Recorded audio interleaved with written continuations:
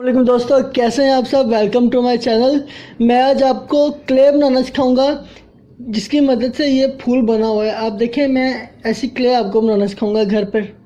तो प्लीज़ अगर आपको वीडियो अच्छी लगे तो मेरे चैनल को सब्सक्राइब भी कीजिएगा। मेरे चैनल पर मौजूद आप दूसरी वीडियोस भी देखें।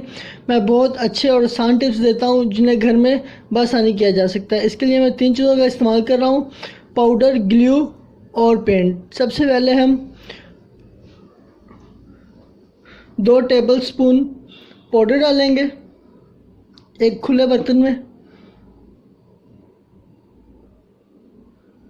इसके बाद हम 2 चम्मच ग्लू।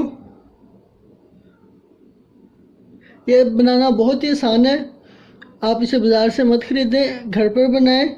और बाज़ार से जब आप इसको ख़रीदते हैं तो वो थोड़ी मिकदार में और ज़्यादा कीमत में आपको मिलता है।